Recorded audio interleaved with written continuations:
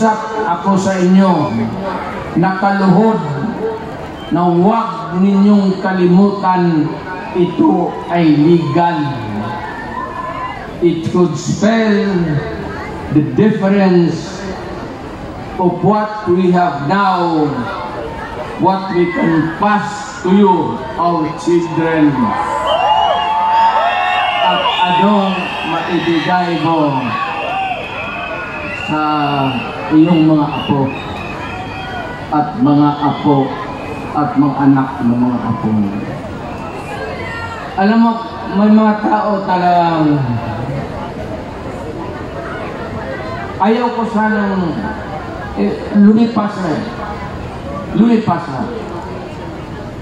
But every time sa ating history ni kung may presidente man who started first of all, nauna gusto niyang kulikutin, pakialaman, kalkalin niya ang Constitution.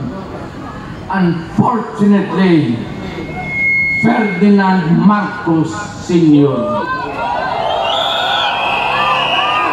Kaya nakataroon tayo ng from 4 years to another 4 years to martial law hanggang naging 20 years. He could have done it in 10 years. But because they wanted themselves in power, may mga tao dito kayo, lumigit, binanganak kayo si Marcos, nakatayin lang kayo dyan sa nilibing kayo, si Marcos pa rin ang presidente niyo.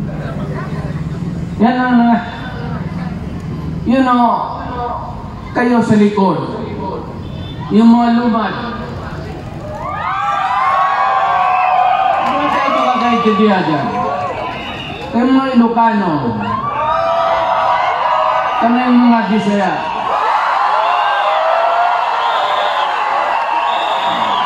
mga Waray, mga Moro. Noong unang panahon, nakakaintindihan ba tayo? Noong una, inalipin tayo ng mga Espanyol. Wala tayong pulbura. Ang sekreto niyan, pulbura pati kanyon. So, noong unang putok-putok, at mabuti na lang itong si Magellan, sumimple, pumunta sa likod ni Magellan, at pinutol yung itlog niya ng Magellan.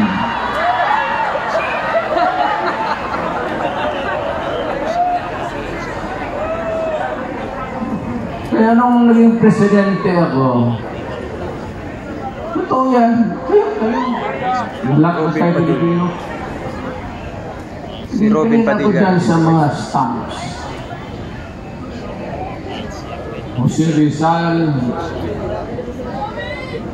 Bonifacio, Apolinario Mabini, si Jacinto, Robin Padilla is in the house, mga kababayan. Okay yan sila. Naririnig na natin sa mga lulo ko na ito mga mahusay na tao. Nandito na po si Senador. Pero nung papalaki ako ng palaki, bakit puro Tagalog ito? Mga Ilocano. Sabi ko, wala ba tayong Bisaya na hero?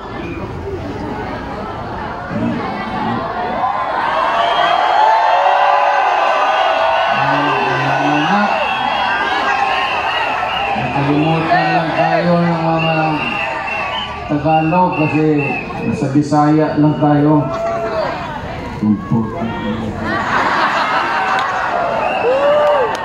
Kaya nung na-presidente ako, tinawag ko ito ba historical commission natin. Ano, stamp natin. Hoy! Ano.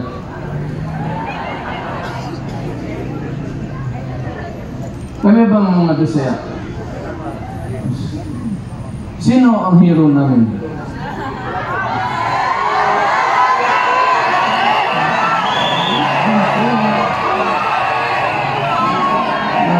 Balitaan namin si Daguhoy sa Cebu.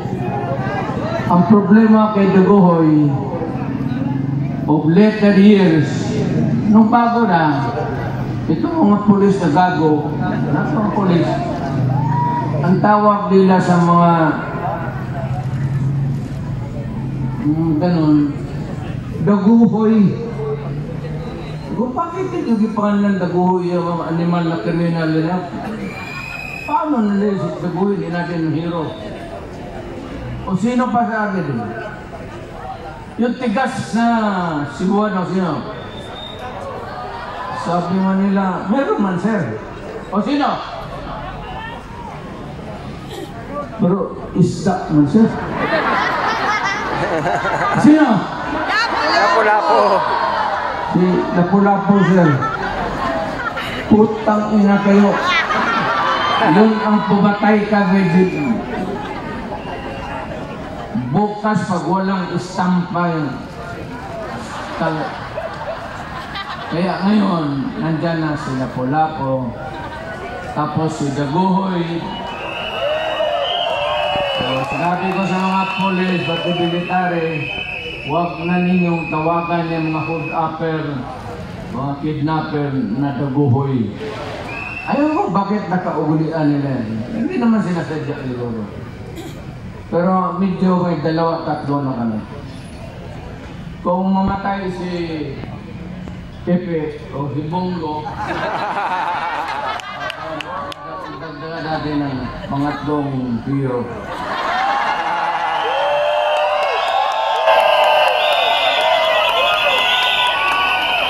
Ito hindi ko na lang kabain ka.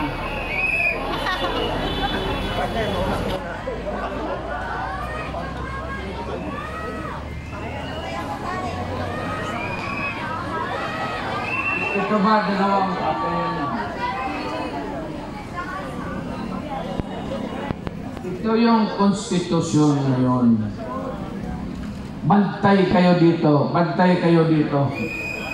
It would have a long and lasting, miserable life for you all. Ito yung konstitusyon natin. Ang una talagang gumalaw nito, iba-iba niya, si Marcos. Manawalat ka hindi. After a few decades,